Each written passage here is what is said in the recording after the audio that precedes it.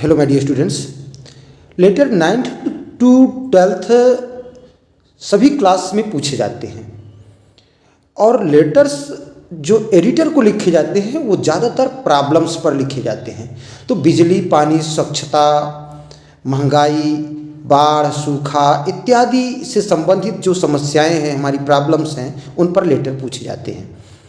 और ये क्वेश्चन आपके राइजिंग प्राइस पर है, बढ़ती कीमतों पर है।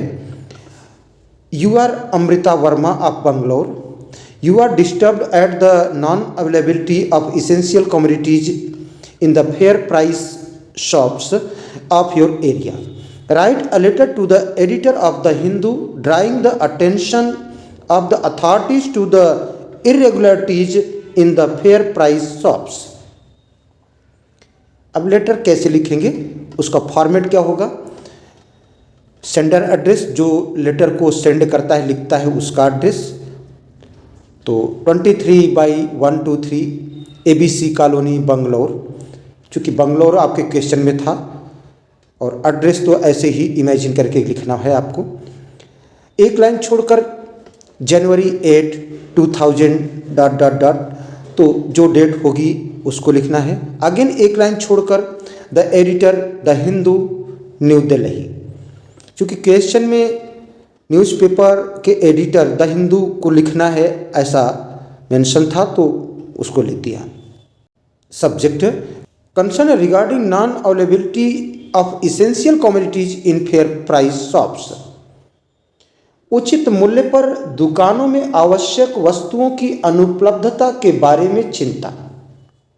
Sir, I would like to draw the attention of the food and supplies officers through the columns of your esteemed newspaper to the non-availability of essential commodities in fair price shops in ABC Colony, Bangalore.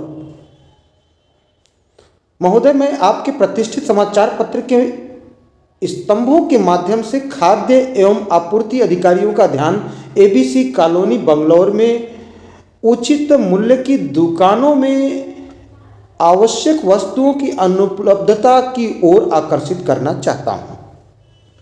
It is often seen that the shopkeepers complain that sugar, rice, wheat and other commodities are not available in sufficient quantity with the government.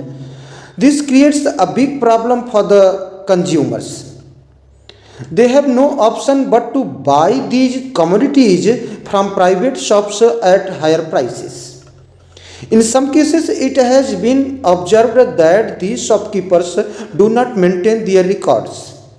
They openly sell at higher prices. Therefore, the cardholders have to suffer. They make huge profits by hoarding various commodities. This colony is mainly of people who are living below the poverty line. Therefore, it has become very difficult for them due to the increase in prices. I hope you will publish this letter in your newspaper so that the concerned authorities pay attention to the availability of essential commodities and take strict action against black marketers and hoarders. Yours faithfully, Amrita Verma. Thanks for watching me.